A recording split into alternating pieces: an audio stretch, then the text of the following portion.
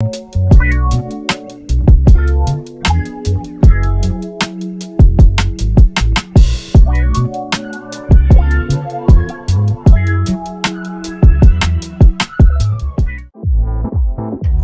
ráno. Už téměř rok žiju na Islandu, tak bych vám ráda ukázala, jak tu funguju a jak vypadá jeden z mých volných a produktivních dnů.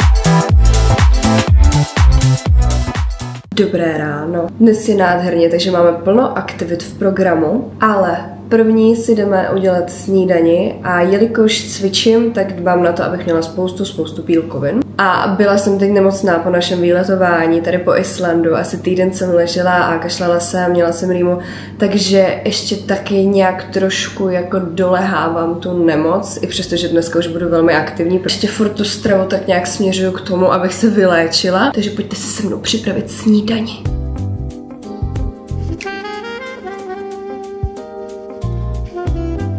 Jsem určitě tým slaných snídaní a celkově sladké jim opravdu jen výjimečně, proto většinou volím vajíčka ve všech formách, dnes to vyhrála Volská oka. K tomu jsem nám ještě uhřála vývar, který jsem si uvařila, když jsem byla nemocná, a k vajíčkům jsem doplnila rajčata a pomeranče pro nějaké ty extra vitamíny.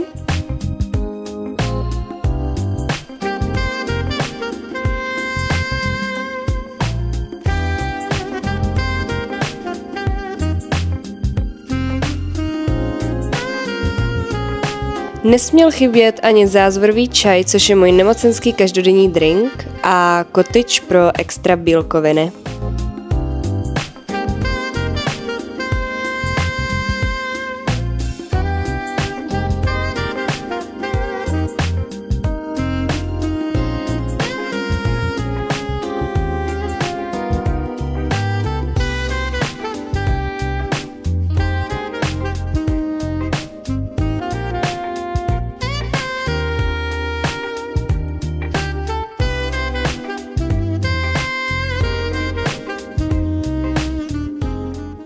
Já se po ránu snažím co nejméně koukat do obrazovky, aspoň první hodinu. Teď, když jsem byla nemocná, tak jsem na to absolutně kašlala. Je mi z toho fakt špatně. Protože vždycky, když po ránu koukám do obrazovky, tak mám pocit, že celý ten den potom nejsem absolutně produktivní a jsem celý den úplně líná na to udělat cokoliv. Takže abych to ještě oddálila, tak si jdu zapsat do deníku, což dělám teď poslední dny. Včera jsem si vypisovala plány na květen. A dneska si vypíšu 15 věcí, za které jsem vděčná ve svém životě. Protože když vyjadřujete vděčnost, tak tím děláte místo pro další věci, za které můžete být vděční, to si pamatujte. Takže...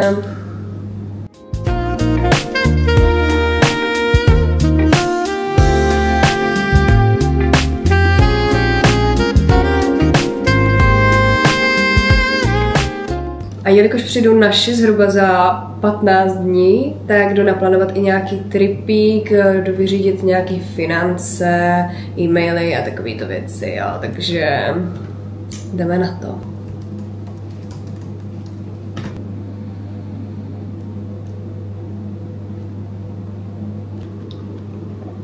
Islandský pomeranče, ono nejsou islandský, nevím odkud je dováží. A jsou nejlepší pomeranče, co jsem kdy jedla. Já miluji je, tak kupím furt, pokaždé, když jdem na nákup, tak si kupím pomeranče, protože wow. Já si dodat vitamínky. Normálně si dávám i Cčko, ale došlo mi. Každopádně dávám si Dčko. Pak mám vitamíny na vlasy, tady na Islandu jsem je koupila, podobně se prodávají i jinde. A omega-3, jo, ale v rybím oleji vyloženě. Což jsem se jednoho dne rozhodla, když jsem držela už ty omega-3 v kapslích v ruce, a pak jsem tam uviděla tady ten rybí olej, ale on je totiž lokální, ona tady ta firma je hned vedle toho obchodu, kde jsem to kupovala. Takže jsem si řekla, že to risknu a že to je strašně zdravý a že to prostě je super, takže si to koupím. A jako dá se to, ale trošku se mi z toho občas zvedá žaludek. Ale ono to není špatný, ale jenom ten pocit, jako že si dávám rybí olej, není úplně OK. A vždycky večer si dávám magnésko na dobrý spáneček, na uklidnění nervů a ashwagandu, protože ona je uspávací, tak aby mě to nějak přes den nerozhodilo, takže tyto dvě věci.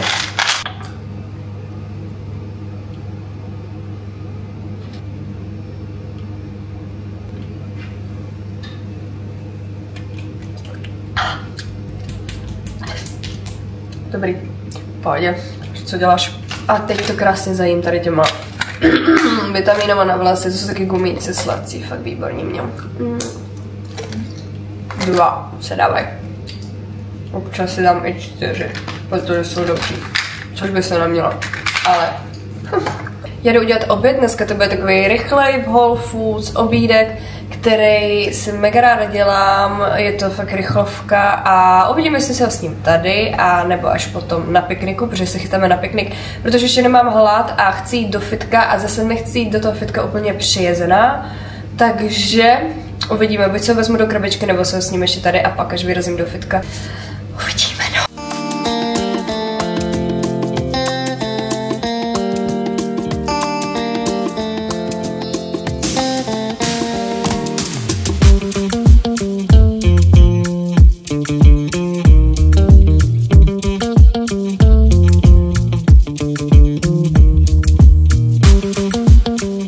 Zatímco se mi budou péct brambory, tak si udělám rychlou lekci angličtiny a Vanessa je největší borka, ona tam vytohuje takové věci, já budu naskylená jako debil. Takže dáme si Vanessu na půl hodinky, pak budu brambory, dodělám maso a jdeme do toho fitka. Já se tak těším, tak strašně se těším.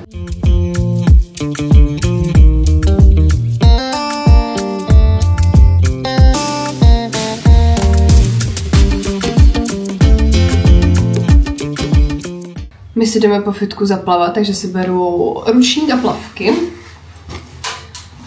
A jdu si ještě nachystat protein a věci na piknik. Nachystala jsem si protein, udělala jsem rychle maso, Fila si svůj oběd snědl doma a já jsem si ho vzala do krabičky na piknik.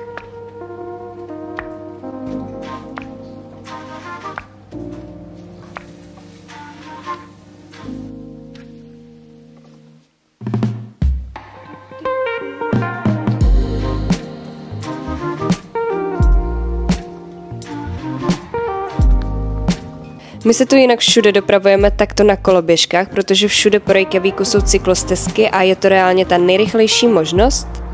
A ve fitku jsem dnes cvičila zadek, já jinak normálně cvičím ruce, záda a prsa, ale zatím si v tom nejsem dostatečně sebejistá na to, abych vám to točila, i přesto, že už vršek cvičím něco přes půl roku. Cvičila jsem dnes leg press, 4 série 12 opakování, moje milované hip thrusty, 4 série 12 opakování, výpady, 2 série po 10 na každou nohu, rumunské mrtvé tahy, 4 série 10 opakování, předkopy, 3 série 10 opakování a kickbacky, 4 série a 10 opakování na každou nohu. A poté jsme vyrazili na piknik, protože je fakt nádherně, celý Island ožil a já jsem se do něj zase zamilovala o špetku víc.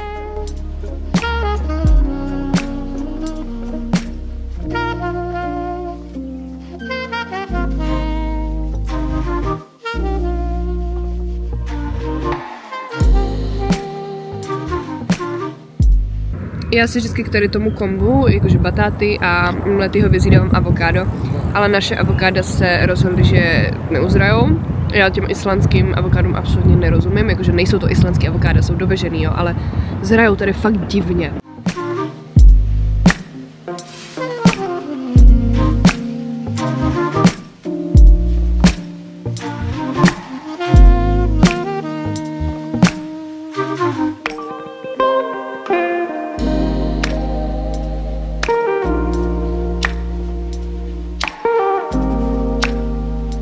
Abyste se dostali k nám domů, do našeho domečku, tak musíte projít přes hřbitov.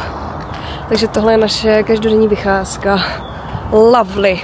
Takový klid tu je.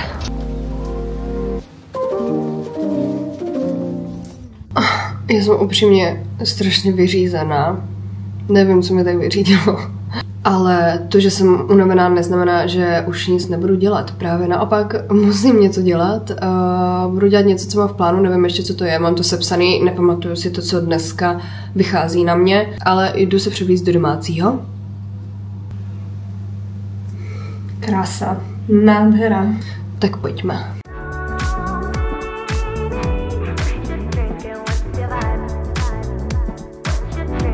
Já jsem si tedy zhruba na půl hoďku a půl sedla a šla jsem vymyslet a malovat návrhy na tetování, co mám v plánu.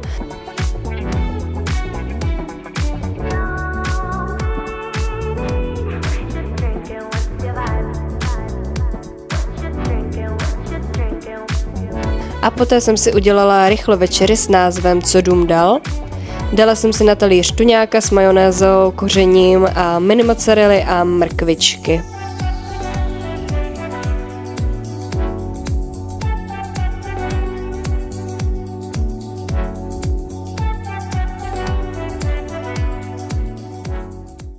Ahoj. Já nevím, jak mě vidíte nebo nevidíte, ono to je asi teď celkem jedno, ale jdu si udělat meditaci. Já už jsem dost unavená, ale já ty meditace teď dodržuju fakt brutálně. A chci jen říct, že z mých meditací se staly spíše rituály, protože to není jenom o tom, že si sednu třeba na 15 minut, zavřu oči a pustím si nějakou řízenou meditaci, jak jsem dělala už předtím.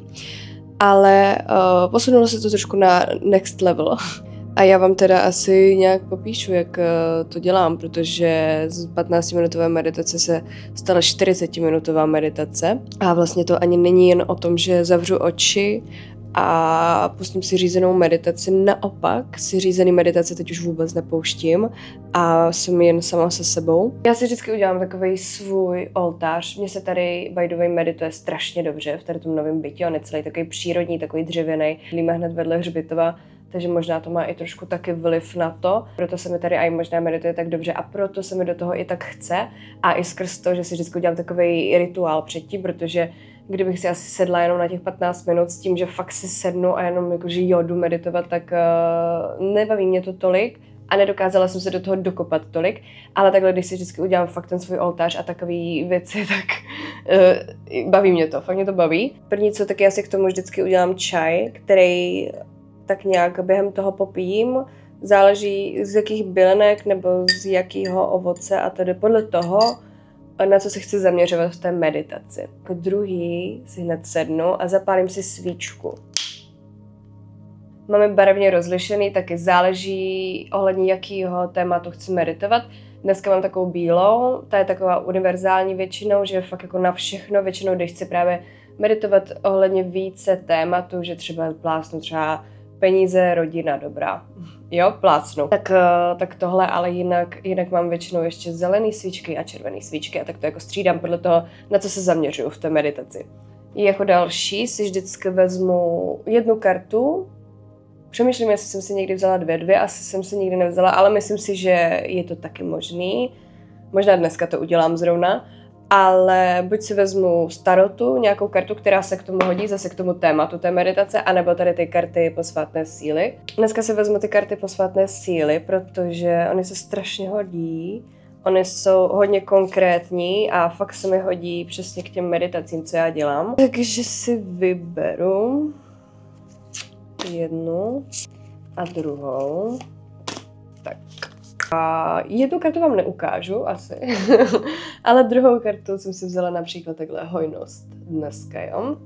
A vždycky si je takhle postavím před tu svíčku.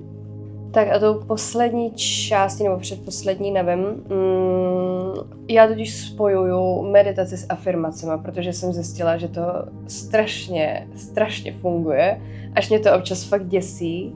A já vždycky dělám to, že si vezmu ten deník a vypíšu si tam ty afirmace, které si chci říkat v tu chvíli při té meditaci. Je super si to sepsat, protože to vidíte, máte to před sebou a zároveň už si to rovnou předříkáváte v té hlavě, když to píšete, takže to je super, takže už se to do vás nějak jako dostává. A já už tady mám jako přesně ty afirmace na peníze, mám tady afirmace na zdraví, afirmace na lásku třeba. Ale tím, že já už to mám vypsaný, vlastně to ohledně čeho já chci dneska meditovat a manifestovat, tak já se to nemusím vypisovat, ale kdybych to neměla vypsaný, tak si ještě takhle předtím sednu, pustím si hudbu s hezkými frekvencemi, já vám pak ukážu jakou. A prostě si u toho píšu. A potom finálně, jak to mám rozepsaný, tak už jenom zavřu oči a říkám si to furt dokola si to prostě říkám, jo. A všechno hlavně je, ať je to prostě v přítomném čase všechno. Není to, že přeju si toto, hrozně bych chtěla mít toto, ne. Ty to píšeš v tom přítomném čase, ty to píšeš, že to máš. To je to nejhlavnější. Ty už to prostě máš, ty musíš cítit, že už ti to patří. A ještě jsem chtěla říct, že prostě tím, jak mám vypsaných třeba několik věcí a třeba nejsem schopná si to všechno zapamatovat, tak úplně jako v klidu můžeš vyjít na chvilku z té meditace, podívat se a zase zavřít ty oči. A potom, jak to mám odříkaný, tak ještě třeba 5 až 10 minut strávím tím, že si přeříkávám věci, za které jsem vděčná, jo. Na konci poděkuju a zaklapávám knížku, sfoukávám svíčku, dopijím čaj a tak, no. Já vím, že už je to asi hrot, ale fakt mě to baví. Extrémně mě to baví. Já vám to jenom takhle natočím, jak to vypadá, když mám ten setup. A můžeme jít na to konečně. Těším se dneska to bude boží. Tohle je ta hudba, by the way, při té se mi medituje absolutně nejlíp a můj mozek je hlavně ticho. Já nepřemýšlím nad něčím jiným, jenom fakt nad tou meditací, což přesně potřebuju s mým ADHD mozkem. A jmenuje se to Zvuk vnitřního míru.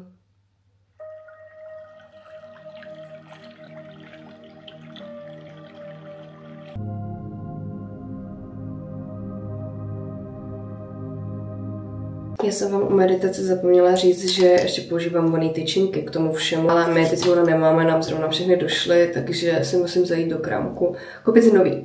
A sluší se nám tady plavky a ručníky z dnešního plavání, takže sorry. Já jsem strašně unavená, což je ale strašně super, protože teď, jak jsem byla nemocná, já jsem chodila spát ve 4 hodiny ráno každý den, třeba 5 dní po sobě, jo, a stávala jsem v 1 hodinu odpoledne, strašně se mi to nelíbilo, proto i teď mám jako hroznou vnitřní potřebu k tomu být fakt už konečně produktivní a vstávat normálně a dělat přes den přesně tolik věcí, kolik jsem udělala dneska, protože jako nemám ráda nemoci přesně kvůli tady tomuto, že nic nedělám, nebaví mě to, fakt mě to nebaví. Takže jsem ráda, že jsem unavená, je 10 hodin večer, venku je světlo, by the way, já vám to pak ukážu, protože tady jsou ty polární dny, polární noci a už je skoro léto, takže za chvíli tady bude celý den světlo. No, my si jdeme udělat teda už teď jen skincare, vyčistit zuby a půjdu do postele, třeba si sestříhám ještě trošku videjka, knížku si dám a půjdu spát. Tak teď si vezmu bambusový kartáč a takhle si prostě masíruju to pokožku.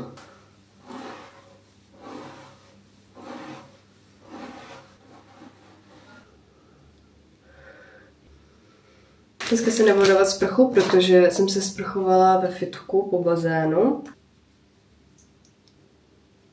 Teď tady ten olejový čistící gel, já ho miluju, už mám strašně málo, takže jsem ráda, že za měsíc a půl jedu do Česka. Další na řadě je tady to sérum na obličej od The Ordinary. To je nejlepší. Mě to zachránilo před pubertálním akné.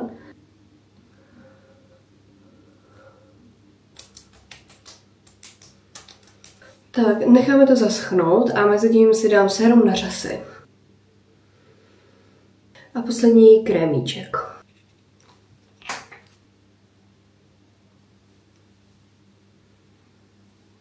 OK. What you doing? Video. Pojď. Můžeš. Řekni ahoj.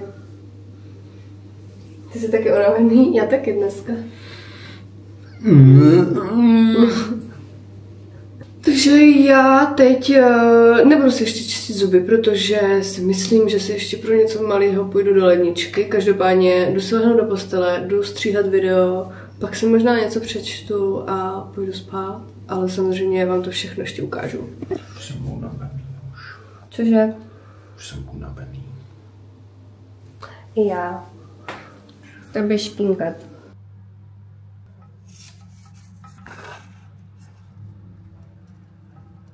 Magnésko a ashwagandha. A já si jdu číst a jdu spinkat, takže dobrou noc.